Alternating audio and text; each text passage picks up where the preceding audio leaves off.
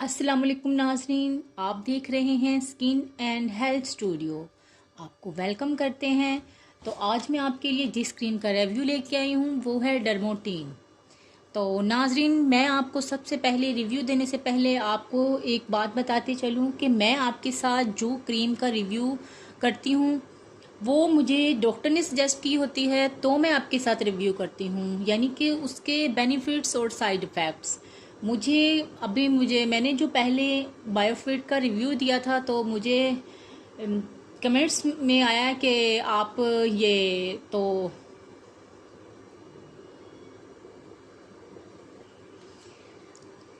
तो मुझे कमेंट्स में आया था कि आप की जो ये मेडिकेटेड क्रीम होती है वो तो 3-4 माह ले लेती है कि स्किन को वाइटनिंग करने में कोई भी प्रॉब्लम हो।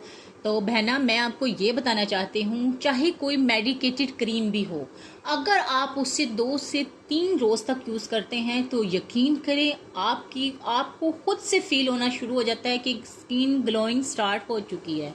लेकिन अगर आपने कहा कि आपकी तो स्किन डल नहीं हुई, तो बहना आपको रास आ गई होगी, इस वजह से आपकी स्किन डल नहीं हुई है। मैं आपके साथ हमेशा जो मुझे डर्माटोलॉजिस्ट सजेस्ट करते हैं मैं उसका रिव्यू आपके साथ करती हूँ।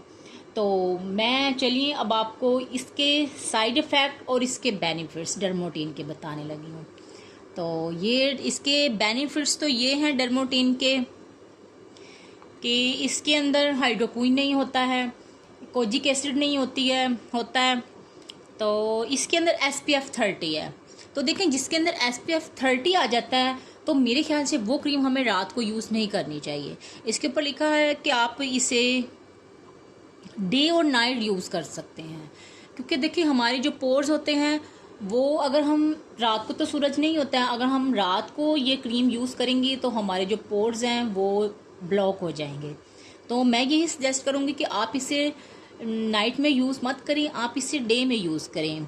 ये हाइड्रोक्विन फ्री है, पैराबिन फ्री है, कोजिक एसिड फ्री है, यानी कि आपको हाइड्रोक्विन ये जब हम स्किन पे लगाते हैं तो हमारी स्किन इससे काफ़ी डैमेज हो जाती है। लेकिन बाज़ लोग की जो स्किन बहुत ज़्यादा डैमेज होती है, डॉक्टर उन लोगों को यही हाइड्रोक्विन ही सजेस्ट करते हैं। तो ये हाइड्रोक्विन का भी रिव्यू मैं आपसे शेयर करूंगी। जिन मेरी बहनों को बहुत ज़्यादा पिगमेंटेशन है, भाइयों को पिगमेंटेशन है, उनके लिए मैं ज़रूर इसका रिव्यू करूंगी। मैं आपको उसका इस्तेमाल करने का तरीका भी बताऊंगी, उसके साइड इफ़ेक्ट भी और बेनिफिट्स भी। तो आज हम ये डर्मोटीन की कर रहे हैं, तो मैं इसका आपको पहले बेनिफिट्स बता दूं। इसके बेनिफिट्स तो ये हैं कि ये पिगमेंटेशन पर भी काम करती है तकरीबन, यानी कि 100% नहीं करेगी, तकरीबन ये कर लेती है 70% तक। और ये देखें, इन्होंने ये नहीं लिखा है कि ये पिगमेंटेशन पर काम करेगी, ये इन्होंने सिर्फ लिखा है वाइटनिंग पे। हम इसे क्यों यूज़ कर रहे हैं? वाइटनिंग के लिए। हम इसे वाइटनिंग के लिए यूज़ कर सकते हैं, तो ये अच्छा आपको रिजल्ट देगी। ये इसकी प्राइस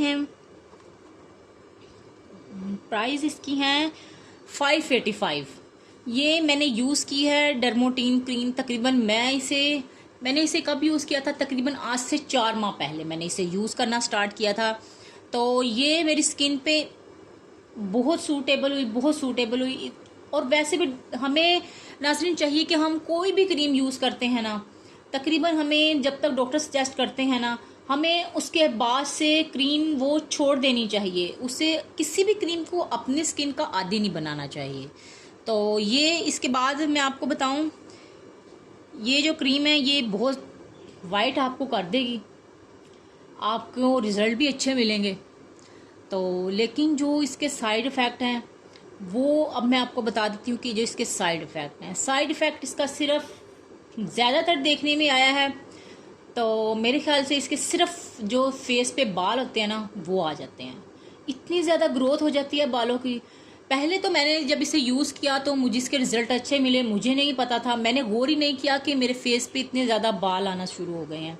लेकिन फिर उस वक्त सर्दियाँ थी, तो विंटर थे तो मौसम भी अच्छा था, तो उस वक्त आपको ज़्यादा वो नहीं हुआ। तो फिर जैसे जैसे समर का मौसम आ गया, ये तो ऐसे गर्मी स्टार्ट हो चुकी, तो ऐसे स्किन पे बहुत ज़्यादा आपको बाल नज़र आने शुरू हो गए मुझे अपनी स्किन पर। और मैंने देखा कि ये तो बहुत ज़्यादा बालों की ग्रोथ कर रही है। ये सिर्फ मैंने ही यूज़ नहीं की है, मैंने किसी और को भी यूज़ करवाई है, तो उनको भी यही प्रॉब्लम आया है कि उनके फेस पर भी बहुत ज़्यादा बाल आ गए हैं। इसका ये साइड इफ़ेक्ट है। तो मैं आपको यही कहूँगी, अगर आप बालों की ग्रोथ मेरे ख्याल से तो अगर आपके सर पे बाल नहीं है तो आप मेरे ख्याल से आप इसे सर पे लगा सकते हैं, लेकिन फेस पे इसके रिज़ल्ट अच्छे हैं। और जिसको बालों की कोई प्रॉब्लम नहीं है तो वो मेरे ख्याल से इसे यूज़ करे। ये अच्छी क्रीम है और असर भी करती है, लेकिन इसके साइड इफ़ेक्ट मैंने आपको बता दिए कि इसके साइड इफ़ेक्ट यही हैं। और आप कोई भी क्रीम यूज़ करें, अगर आप इसे अपने कान के पीछे थोड़ा सा टेस्ट कर लें लगा के 2 से 3 दिन, आपको कोई एलर्जी ना हो जाए, तो आप सबसे पहले ये किया करें। तो ये क्रीम मैं आपको सजेस्ट कर सकती हूँ, सिर्फ उन लोगों के लिए जिनको हेयर्स का कोई प्रॉब्लम नहीं है, कोई मसला नहीं है, जो टीनेज है उनके लिए तो ये क्रीम बेस्ट है, अगर उनको बालों की ग्रोथ का कोई प्रॉब्लम नहीं है। ये तो जिसके फेस पे बाल नहीं होते हैं उसके फेस पे भी, ये आपको कोई यूट्यूबर नहीं बताएगा कि इसके साइड इफ़ेक्ट ये हैं, लेकिन मैं आपको हॉनेस्ट रिव्यू देती हूँ, इसलिए मैं आपको बता रही हूँ कि इस क्रीम से आपको बाल आ जाएंगे। तो ये देखें जी, ये मैंने आपको इसके बेनिफिट्स भी बता दिए और मैंने आपको साइड इफ़ेक्ट भी बता दिया। आप जितनी भी यूट्यूब पर वीडियोस चेक करेंगे, आपको कोई भी ये हॉनेस्ट रिव्यू नहीं देगा कि इस क्रीम के ये साइड इफ़ेक्ट हैं, लेकिन मैं आपको बता रही हूँ कि इसके ये बेनिफिट्स हैं और ये साइड इफ़ेक्ट हैं। तो ये अब आप पे डिपेंड करता है कि आपने यूज़ करनी है कि नहीं करनी है। लेकिन जब वाइटनिंग में तो मेरे ख्याल से ये बहुत अच्छी है, लेकिन इसके नुकसान भी मैं आपको बता चुकी हूँ। तो ये नाजरीन आपने सजेस्ट करना है कि आप इसे यूज़ करेंगे कि नहीं करेंगे।